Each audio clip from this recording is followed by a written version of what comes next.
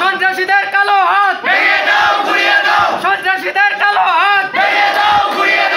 সন্ত্রাসীরা নির্মমভাবে মানে হাতুড়ি পিটা করছে, সেই উদ্দেশ্যে আমরা তার নিন্দা জানাই এবং এই সন্ত্রাসীদের আইনের আওতায় বিচার সুনিশ্চিত করতে হবে এবং এদের মানে সন্ত্রাসীদের প্রতি আইনের ব্যবস্থা নিতে হবে 24 ঘন্টার ভিতরে। যে এরা মানে স্যারকে কী কারণে মারলো, এখানে রাজনৈতিক জ্ঞান ঢুকাবে কলেজে, আমরা এখানে শিক্ষা পড়ালেখা করতে আসি, এখানে আমরা রাজনীতি করতে আসিনি। সেই ক্ষেত্রে সে রাজনীতি ঢুকাবে না বিধায় তাকে তার উপরে হামলা চালাইছে এবং আমরা শিক্ষার্থীরা সেই অনুকরণ করি তাকে আমরা তাকে মানে জোর করে পদত্যাগে সাইন করাইছে। এটা আমরা প্রতিবাদ জানাই, আমরা এই পদত্যাগ মানি না। আমরা পুনরায় তাকে কলেজে মানে উপস্থাপন করলাম।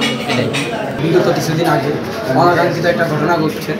কিছু সন্ত্রাসী এবং অছাত্র মিলে এবং সামান্য একজন ছাত্র মিলে স্যারের উপর অতর্কিত হামলা করে, তাকে হাতুড়ি পেটা করে। তাদের দাবি ছিল যে স্যার নাকি অন্যায় করছে।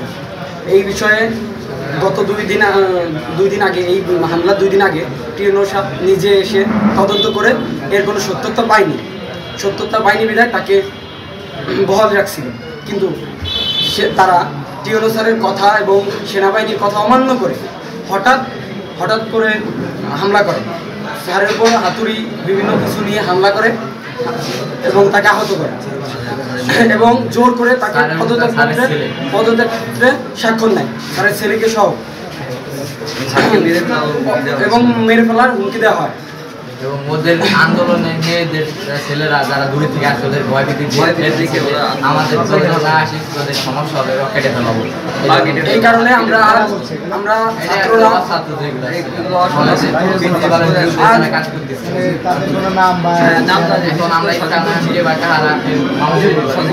আজ আমরা ছাত্ররা সবাই মিলে স্যারের সামান্য যে সম্মান ক্ষতি হয়েছে সেটা আমরা আবার পুনরায় এনে স্যারকে আবার উপস্থাপন করলাম এবং স্যারকে আমরা সকল ছাত্রছাত্রী চাই ফুলের মেলাতে তাকে বরণ করছি আমরা।